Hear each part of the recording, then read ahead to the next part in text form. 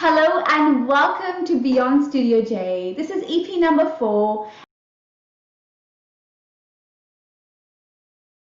Today about his experience as a transgender man. So let's bring him on.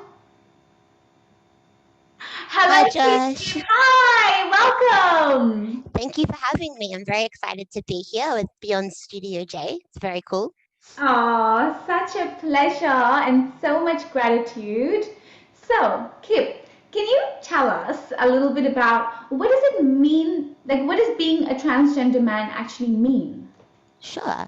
Well, I think the transgender community, it means a lot of things to a lot of different people, but for myself, it just means that when I was born, they thought I was a girl and that's how I was assigned at birth, and that's how I lived my life for 24 years. And then I kind of knew that that wasn't really me, so I made steps to live my life as a man instead, which has made me a lot more comfortable. And yeah, that's what it means to me, I guess, is identify as a man. And just because of my experience doesn't make me less of a man. It just means I have a little bit of a different story of how I got here. Yeah. Yeah. Wow. So was it a difficult journey? Yeah, it's a really big thing to realize about yourself. It's kind of like excavating all this stuff you really have to work through. Um, and I was 24, but lots of people work this out much younger. I was just a bit slow on that one. I kind of knew something was different. I thought maybe I might be gay.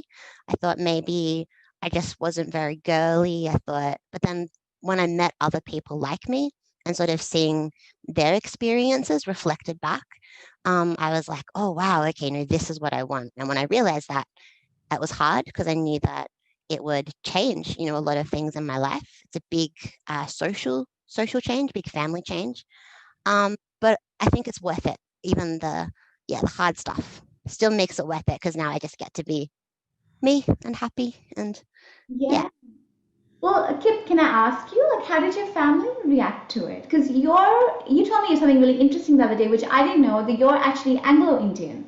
I am Anglo-Indian, yeah. So that's why I'm a Studio J, because I always tell people I'm Anglo-Indian because I know I look like a white boy in the class, and I'm always like, this is yeah, it's also part of my heritage and my culture. And um so my mother is Indian and comes from the Calcutta area. My grandparents immigrated in the 70s. And my mum grew up in England and here, so I'm sort of, third generation, but um, family was hard at first. There was a lot of confusion about what that meant and what that would. I think they were very worried for maybe what my life would look like. Would I be discriminated against? Would I find love? Would I find acceptance? I think their initial response was one of concern for my welfare. And they are all very supportive now. They're really great and on board, and I'm their son and their grandson, and that's all great. But at first, I think it was a big adjustment for the family because I think they were worried that I was choosing a life that would cause me pain. But actually, now they've seen that I'm so much happier and I have, work and friends and community, and they're very supportive now. But at first, I think it took them a little while to accept that this was the path that I was going to take. Yeah. And how long ago was this? Like 10 years ago, is it? I believe medically I started transitioning 7 years ago, and Wow. socially about 10 years ago. So I sort of told them about 10 years ago, and I gave them a few years to ease into the idea of I might look a bit different. Um, and yeah, it took a little bit of time. I would say about 2 years before everyone was really on board, but now they couldn't be more supportive. They stand up for LGBT rights and they're very good about it now. So I'm very lucky in that way. Yeah, that's so amazing. Um, when you say that when you started meeting other people from your Mm, community, like, did you seek them out or where did you meet them? absolutely. I definitely, I think once you realize something, you start to look for your tribe, you start to look for the people that will understand you. And um, I think the way I found in, because it would have been 2014, was YouTube. So I was, Googling, transgender male, what does it mean? Looking for people. lots of American men I spoke to and sort of looked at their experiences, but it was really great meeting Australian guys in Melbourne who, were really generous with their time and said, "Oh, have you got any questions, buddy? Why don't we go walk in the park together?" And we'd take our dogs and walk, and they'd let me ask them questions. Sort of, I guess they acted a little bit like elders as like mentors, because they're now there is a lot more information about transgender people in Australia available, but back then there was not a lot. There was maybe 4 or 5 sort of YouTube stories I could watch and a few books, but those people were very generous in sort of helping me get um, ready emotionally about seeing that they were successful and they were happy and they had rich full lives. It wasn't like I was going to have a difficult. I thought maybe am I throwing away something, my future, in terms of am I not going to be accepted? But actually it was the opposite. I saw these men that were had partners and supportive family and friends and hobbies, and that was really important. I Wow. definitely I sought them out. And I still do sometimes. Like I still watch some of these people on YouTube, and I still read every memoir that comes through the library, and I still watch all the documentaries because I think the trans experience is very broad. I am one tiny part of a very diverse community, so it's nice to for me to remember that I've got trans sisters and trans brothers that are all it's a big community. I like learning about it. I think I'll never stop learning about it, even though I am trans. I think it's Yeah. such a beautiful, diverse community that there's so many things to learn. Wow. I mean, making this, well, having this realization in your 20s, that's already quite old. Like, Yes, yeah. What was that like? Like, were you scared of yourself? Like, I was. I think it's really important to have those self-reflective times. And at 24, I was sort of, I think I knew, but I didn't have the language yet to put to it because it was such a concept that I hadn't been confronted with before. But yeah, it was really scary kind of having to do that really deep exploratory work of, why am I feeling this way and how am I going to go about it? And once realizing what it was, the huge amount of tasks set forward, like coming out to friends and family and medically transitioning, in the workplace has some issues around it sometimes. And I think I was scared to begin the journey because I wasn't quite sure what it was looking like. And it changes a lot of things, like yeah, like you didn't know I was Anglo-Indian and trans until I think a few weeks ago. I was just the guy in the class. it's So, true. I had mm, no idea. so now it's not a big deal, but back then I was like, what will my life look like? And yeah, Yeah. Wow. I mean, look, I could just imagine because it's just such a big, just change of identity, change of life, how terrifying it must have been, and what courage it must have taken, kid. I'm just gonna take my headphones off. Yeah, what you were saying about courage, it definitely took a lot of courage, but I also felt like I had to do it. It felt very, very important that if I didn't do it, I would never have been happy. So it was, it took courage, but it also was just like there wasn't another choice. That was, Yeah. yeah. Yeah. Amazing. So, well, Kit, so what has your experience been in the wider world as a man, as opposed to? Very different. Hmm. Yeah, very different. I find that, I mean, it's great. I won't lie. Like I love my life. I'm very, very happy. But it's very different. I feel like when you present to the world as a man, and although I'm mixed race, I do look like a white man, I get a lot of respect that I didn't necessarily get before. The first thing that I noticed was people started shaking my hand all the time, which no one ever did before. Like I'd go to the doctor and he'd give me my, I don't know, antibiotics, and he'd get up and shake my hand. And um, men at work shake my hand, and people treat you with more respect, which is awful, really, if you think about it. But I feel like suddenly I'm smarter and funnier. I'm perceived as smarter and funnier than I was before, despite the fact that I'm equally as unfunny and just as my intelligence level hasn't changed at all. But I think that, yeah, I knew that male privilege was real before, but I never really experienced how well men are treated in society. It's quite confronting. I feel a lot safer. I don't feel scared to walk home at night.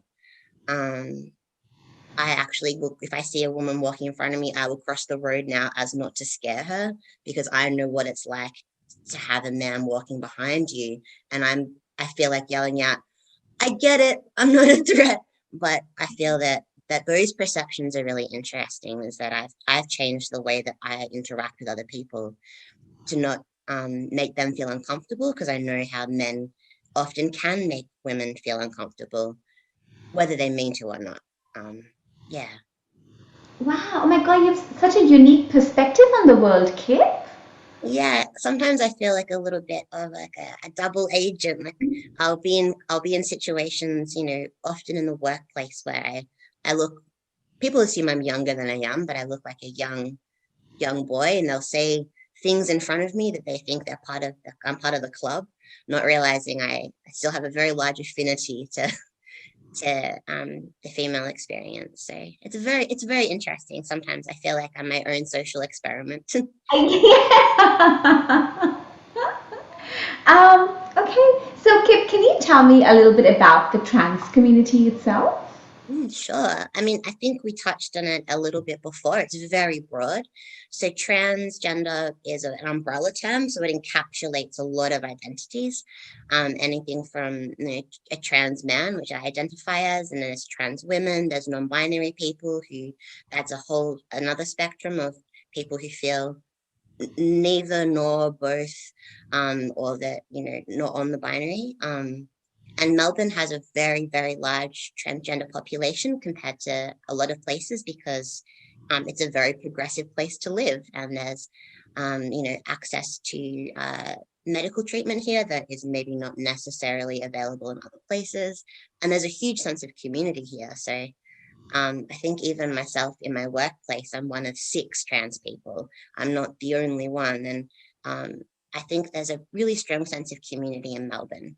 And to the point where, like, I have trans friends. We're not friends just because we're trans. We're friends because actually what we love is, games, board games, and we all like that. And there's a huge amount of variety in the trans community. And it's a really, really supportive community as well. People really, have each other's backs, and people, might be fundraising for surgery, and lots of people will jump on board. Or there's, Facebook groups where you can go and chat to other people and ask them questions that are very specific, but you'll always get an answer.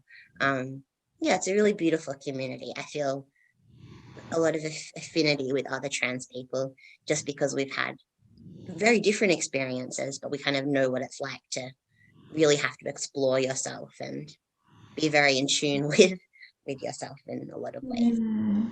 Hmm. Wow. Have you ever traveled anywhere else, like specifically to meet trans communities in other parts of the world? Yeah, a few years ago, I went to Trans Pride in Brighton in England, and I actually bumped into another person from Studio J. Oh, Someone else, someone I danced with. They now live in England, but someone I no way! danced with before. Um, and yeah, I'd followed a few people and their experiences online in England. And then I was meeting up with a long-term pen pal from England, and she transitioned at the same time as me, but we sort of did it in reverse. So we had some really interesting conversations. And after 4 years of chatting online, we met up. We went to this big festival. There was 5,000 people, and we marched down the main street in Brighton, and it was beautiful. It was 5,000. I've never been surrounded by 5,000 trans people before. It was just fantastic. And there was a big, like, celebration in the gardens, and it was fantastic. I think that's the biggest amount of trans people I've ever had the privilege of being around. And it was very powerful to just be the majority. Yeah, right. Oh, that's so beautiful. Wow. Well, so keep like if you were to meet someone now who was struggling with transitioning or struggling with coming to terms with their identity, like what would you tell them? Yeah, well, I think we're really lucky in Melbourne. I mean, even anywhere in the world, now that we have so much support online, things like if people are in Melbourne and they're sort of wanting more resources, Transgender Victoria is a great resource that I know that when I started my workplace, they had a representative come in from there and sort of explain pronouns and things to the people I work with. There's also lots of really great resources for young people. Minus 18 is a group that works with LGBT youth, kind of a peer group setting, so other young people supporting other young people. There's lots of great Facebook groups. YouTube is still a good resource if you want to sort of hear people's personal stories. But yeah, we're very lucky, I think, in Melbourne. There's some really great resources. But minus 18 for little ones or under 25s, and Transgender Victoria for over 25s are two places that, yeah, they're just incredibly loving and supportive. Yeah, I mean, you do a lot of work as well, don't you, to spread awareness and Yeah, I've really try with my work. I work as a children's and youth librarian, so I work with the under 25 demographic, but mainly little kids. But I always like to throw in a story about diversity, or we do a transgender day of remembrance every year at work. I do, just because of having a very small online presence, get to have a chat with other LGBT youth. Anyone who wants to have a chat is also always welcome to just find me on Instagram or Facebook or whatever. I like talking to people. It's a really nice, yeah, a nice way to do it. And there's lots of LGBT communities in Melbourne, and I like working with, yeah, LGBT families as well, with kids who are trans, or maybe a parent is. And it's really nice to see that, yeah, there's all these really beautiful spaces for families and stuff as well. yeah, amazing. Wow.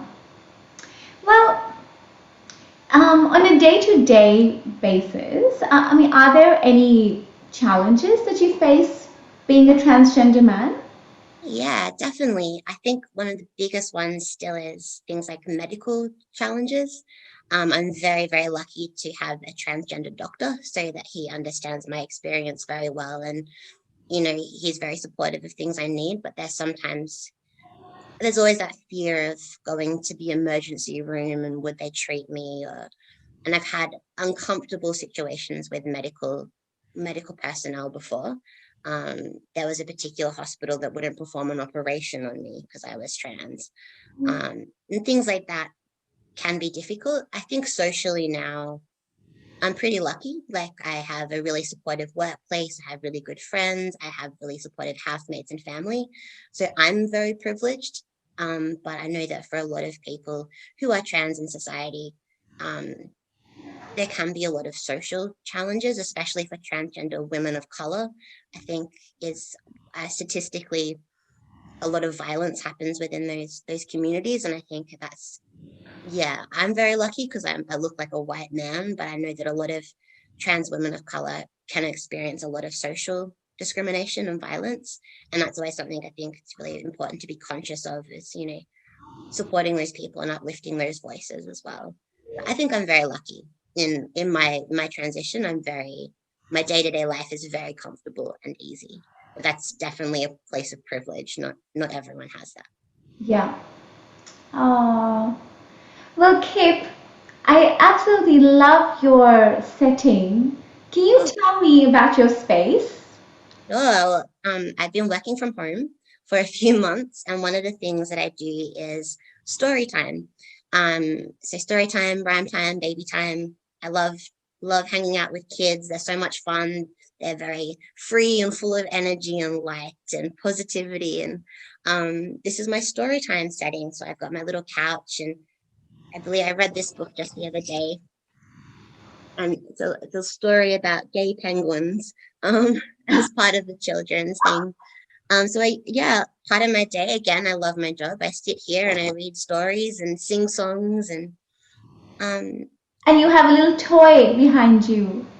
a little octopus. Oh, He was part of a prop in something we did called toddler aerobics, which, as you've seen my fitness levels in Bunga class, me doing aerobics is laughable, but it was very fun. Kip, I think you would have aced toddler aerobics. Yeah, yeah. I definitely took some tips from you, and we did a very simple version. But it was a lot of fun. It was all sort of old MacDonald had a farm, but with lots of actions and the five little ducks that we bop up and down. So yeah. Oh, how gorgeous. Well, Kip, you've just inspired me. So to finish off, well, do you want to sing us a song? Oh my goodness. I mean, sure, but my repertoire is very, open, shut them, open, shut them. I don't know if I can do this on camera too. Um, Oh. I'm the guy that you don't want at karaoke because all I know is Old MacDonald had a farm and the hokey pokey. Oh, Kip. Well, thank you so much for chatting to us. It's always nice to see you, Josh, and I didn't have to do any squats today, so that's um, wow, no, Kip, really thank you because I'm one of those people, to be honest, who doesn't know anything about the transgender community. And I think all it takes sometimes is one conversation because mm. you've expanded my consciousness, you've opened a door. Um, I think a lot of people don't know that they actually probably do know somebody in their life that is transgender, but maybe they've never disclosed that, or it's amazing. You probably have met so many trans people in your life, but just like myself, you didn't realize. And it's, I guess, yeah, I think that's why it's nice to have these opportunities to talk about it because I'm very open about my life, but sometimes it doesn't come up anymore.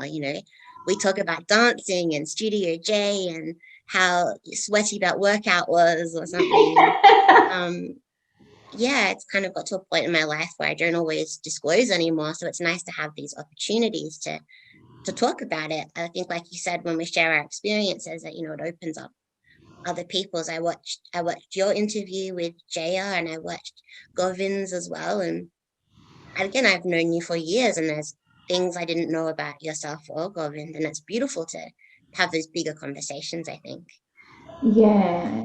Out of interest, what gave you the idea for Beyond Studio J? I'm now the interviewer. You're the interviewer. Well, actually, it was really just this thing that during lockdown, I think I was having a lot of conversations with people who were struggling with things, and they started talking about things for the first time in their life with their co-workers, and it suddenly came up that everyone was struggling with something, and they'd known each other for years, and no one had brought things up before, Hmm. and it was just about the importance of talking about the things we don't talk about. I Um, like it. It's a great project. yeah. Well, I'm glad. I'm very glad to have this opportunity to talk with you. And yeah, it's been really lovely. Thank you for thinking of me. I was very Such flattered. a pleasure. Have a fabulous day. Love you so much. You too, Josh. Thank you. Thank you. Bye.